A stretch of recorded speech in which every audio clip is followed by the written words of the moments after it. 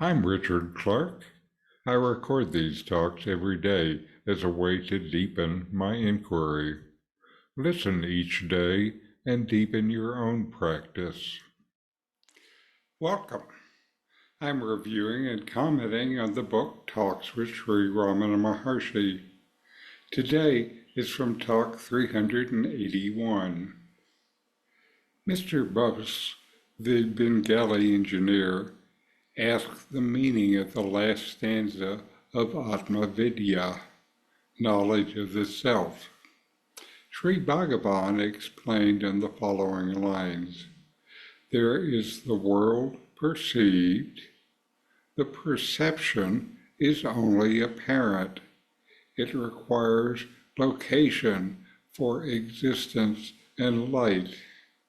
Such existence and light are simultaneous with the rise of mind. So the physical existence and illumination are part of mental existence and illumination. The latter is not absolute, for the mind rises and sinks. The mind has its substratum in the self, which is self-evident, that is, its existence and self-luminosity are obvious. That is absolute being, continuous in sleep, waking, and dream states also. The world consists of variety, which is the function of the mind. The mind shines by reflected light, that is, light reflected from the self. Just as the pictures in a cinema show are only seen in diffused, that is, artificial light, but not in a strong glare or thick darkness, so also the world pictures are perceptible only in diffused, that is, reflected light of the self through darkness of avidya, ignorance. The world cannot be seen either in pure ignorance, as in sleep, or in pure light, as in self-realization. Avidya is the cause of variety. The engineer said that he understood it only intellectually. Maharshi, because intellect holds you at present, that is, you are in the grip of intellect in the waking state when you discuss these matters. Later, it was added that grace is needed for realization. The engineer asked how grace has to be got. Maharshi, grace is the self. It is not manifest because of ignorance prevailing. With Shraddha, it will become manifest. Shraddha, grace, light, spirit are all synonymous with the self. In this dialogue, Mr. Bose asks about the meaning of the last stanza of Atma Vidya, knowledge of the self. Here it is. Anomaly, the transcendent one that is the I, behind the eye of the mind, which I and other senses cognize, which in their turn illuminate the sky and all other elements as well. That is again the spirit sky, in which the mind sky doth appear, that shines within the heart, which of every thought quite free, and with gaze fixed within remains as that. Anomaly, the self-effulgent shines. But grace is needed most. So faithful be unto the self, and bliss will then result. Ramana Maharshi provides an explanation that deals with the nature of perception, the mind, and the self. Ramana starts by addressing the idea of the perceived world. He explained that what we perceive as the world is merely an appearance, dependent on our mind for its existence and illumination. This existence and light come into play simultaneously with the rise of the mind. Thus, the physical existence we experience and the light by which we perceive it come from the mind.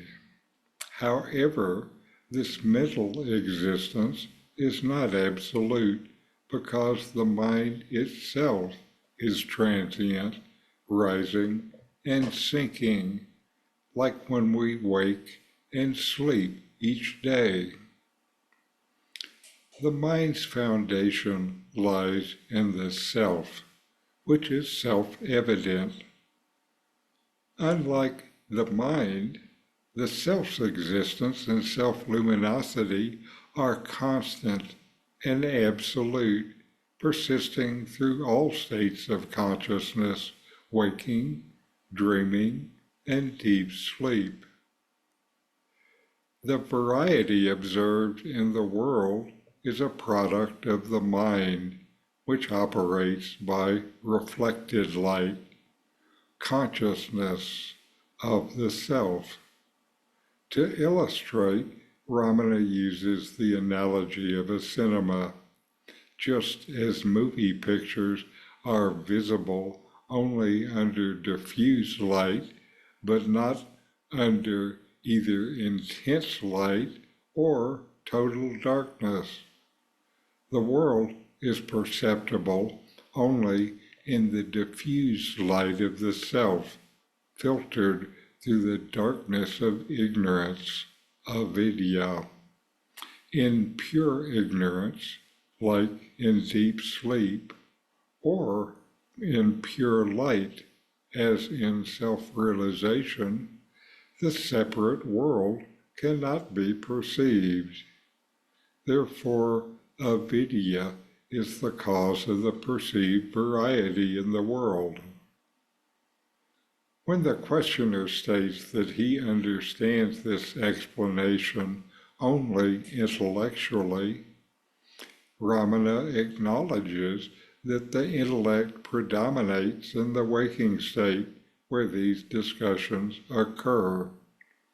He suggests that deeper understanding requires transcending intellectual comprehension. This is the purpose of spiritual practice, to know yourself experientially beyond the limits of the mind. Finally, the conversation touches on grace, a vital element for realization. The questioner asks how grace can be obtained. Ramana clarifies that grace is inherently the self, but it remains unmanifest due to ignorance. With shraddha, faith or earnestness, grace can manifest. He says that shraddha, grace, light, and spirit are all synonymous with the self, that they are different expressions of the same underlying reality. Ramana Maharshi's explanation says that the perceived world is a construct of the mind, which operates under the cloud of ignorance. True realization and perception of the self, yourself, which is constant and self-luminous, require transcending the mind and intellect. facilitated by grace and earnestness in spiritual practice. Through self-knowledge, the mind is transcended. So inquire, know yourself, and be always free and at peace. The book, Who Am I with Comments, is my take on these early teachings of Ramana Maharshi. It's available on Amazon, free to Kindle subscribers. A link is in the video notes. These videos bring Ramana's teachings into your direct experience. Click subscribe to see more. Click thumbs up to like, and send questions and start a dialogue with a comment